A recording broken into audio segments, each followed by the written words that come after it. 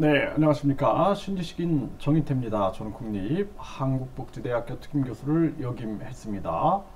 기업 가계 불구덩이로 빠뜨리고 은행업자만 이익 보는 금리정책 실패 인정하라, 이 주제로 말씀을 드리겠습니다. 지금 이 정부가 결국에는 금리를 급격하게 인상을 시킨 겁니다. 그 결과 은행업자들은 아주 대단한 횡재를 하게 됩니다. 네, 그래서 앉아서 이자 이익 폭리를 취하고 있다라는 비판이 계속 일고 있는 거죠. 그래서 지금 이 금리 정책을 통해서 끊임없이 이 금융업계가 돈을 벌고 있는 거예요. 이것이 이제 팩트입니다.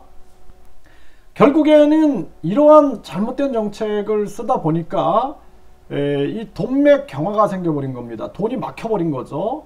그러니까 채권 시장에 50조 플러스 알파를 푼다. 네, 채권펀드 1조 6천억 원을 바로 투입한다. 그러면 이 사람들은 이 한국은행 총재라든지 금융위원장이나 이 추경호 이 경제부총리는 이게 완전히 앞뒤가 다른 사람들이에요. 한쪽에서는 금리를 계속 올려가지고 긴축재정, 그러니까 통화량을 줄이는 그러한 일을 하고, 또 뒤에서는 이 돈을 풀어가지고 이 돈맥 경화를 위해서 이 돈을 풀겠다. 50조 플러스 알파를 풀고요. 1조 6천억 원을 또 풀겠다. 앞뒤가 전혀 맞지 않는 겁니다.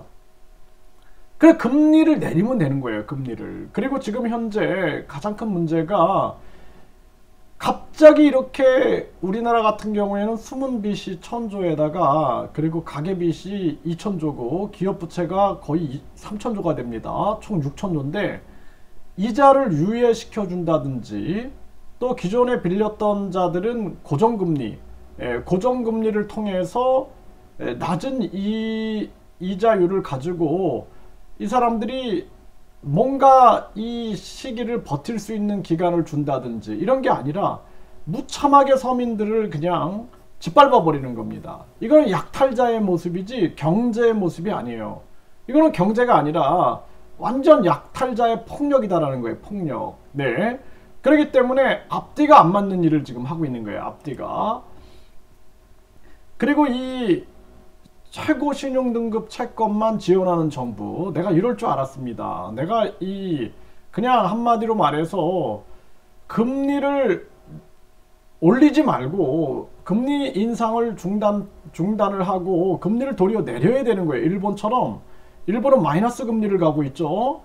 지금 미국이 꼼수를 쓰고 있기 때문에 그 꼼수를 읽어내고 뒤에서 조종하고 조작하고 공작하는 것을 대응할 수 있는 그러한 능력이 전혀 안 되는 거예요, 지금.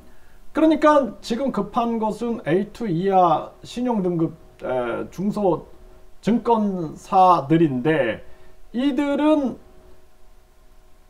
지원을 안 하고 최고 신용등급 채권만 지원하고 있는 정부다라는 것입니다. 이게 얼마나 심각한 문제입니까? 그러니까 이런 식인 거예요, 이런 식. 항상 비교적 약자들, 비교적 돈 없고 비교적 힘 없는 자들은 항상 죽어나가야 되는 그러한 상황으로 가고 있는 거예요. 그래서 대형 증권사 9곳도 자금난 중소형사에 4,500억을 지원한다 이렇게 나오는데, 결국엔 계속 빚의 굴레로 가는 겁니다. 이 정부의 잘못된 정책으로 결국엔 돈줄이 마르는 거예요. 돈줄이. 돈을 조이고 있는데 그 돈이 왜 조이는 거예요? 돈을 도대체 왜 조이는 거야? 예? 지금 뭐 외국 자본이 유출돼 가지고 환율이 상승한다. 미국이 지금 강달러를 의도적으로 공작적으로 주도적으로 또 완전히 계획적으로 올리고 있는데 그걸 막을 수가 없어요. 기축통화국하고 우리처럼 이렇게 원화가 기축통화국이 아닌데 준기축통화국도 안 돼요. 그러면은 이거는 한마디로 말해서 유화하고 아주 격투기 선수하고 싸우는 거밖에 안 됩니다. 네, 그거밖에 안 되는 거예요. 그거밖에. 그러니까 이게 심각한 문제인 거예요. 정책이 실패했다라는 걸 인정을 해야 되는데 이 엘리트들은 절대 인정을 안 해요. 예, 절대 인정을 안 합니다. 자기 부정을 안 하는 거예요. 내가 엘리트인데 내가 어떻게 내가 잘못했다는 걸 인정하겠어. 이게 참 안타까운 일이 아닐 수가 없습니다. 우리나라가 금융당국이 증권사에 3조 원 추가 지원. 아니 이거 왜 지금 금리를 올리고 있는 거예요? 그 돈을 이렇게 풀 거면 왜 올려냐 하는 거예요 도대체. 앞뒤가 전혀 맞지 않는 정책을 쓰고 있는 겁니다 지금. 그래서 5대 금융지주가 95조 유동성을 공급하겠다. 이게 통화 긴축과 상충한다는 거예요. 상충. 예? 한쪽에서는 돈의 흐름을 돈이 너무 많이 풀렸기 때문에 돈을 끌어당기고 있어요. 돈의 흐름을 막고 있어. 한쪽에서는 계속 돈을 공급하고 있어. 이게 뭐 하는 거예요? 한마디로 말해서 자기들 정책에 실패했다라는 거예요. 인정을 안 하는 거예요. 지금 이태원 참사에 대해서도 책임 회피하고 인정 안 하잖아요. 똑같은 모습입니다. 똑같은 모습. 네. 지금 RP 매입 통해 유동성 공급 나선하는 통화정책 상충이 아니다. 이게 인정을 안 하는 거예요. 지금 통화정책이 긴축이 아니라 지금 한쪽에서 풀고 있는 거예요. 한마디로 말해서 우리 시장에 적합지 않은 정책을 쓴 거예요. 미국만 쫓아가고 미국만 따라가다가 이러다가 이제 다 죽습니다. 그리고 지금 그냥 단기적으로 언발에 오줌 넣기 식으로 이게 지금 땜빵식 하고 있는 거예요. 땜빵식. 결국에는 이제 가계부채가 터집니다. 네, 심각한 문제입니다. 금리 인상 리스크, 소비자에게 전가했다. 정책 실패다라는 거예요. 정책 실패. 네, 이게 정책 실패다라는 것입니다. 이걸 인정을 해야 되는 거예요. 인정. 이게 굉장히 중요한 겁니다. 이 금리 인상, 이 정책 실패예요. 금리 인상 참사예요. 참사. 금리 인상 참사.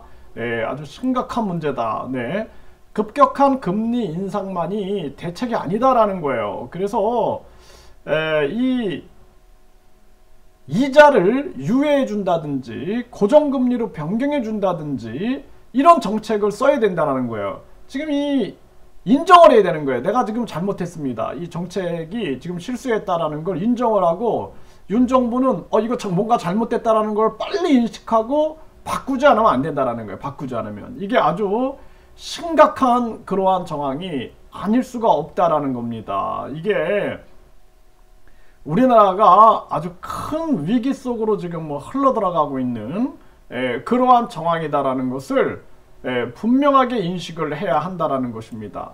그래서 우리 국민들이 목소리를 내야 되는 거예요. 이거는 금리 정책이 실패된 겁니다. 금리 인상 참사가 벌어진 거예요. 금리 인상 참사. 심각한 문제가 아닐 수가 없다. 이렇게 말씀을 드립니다.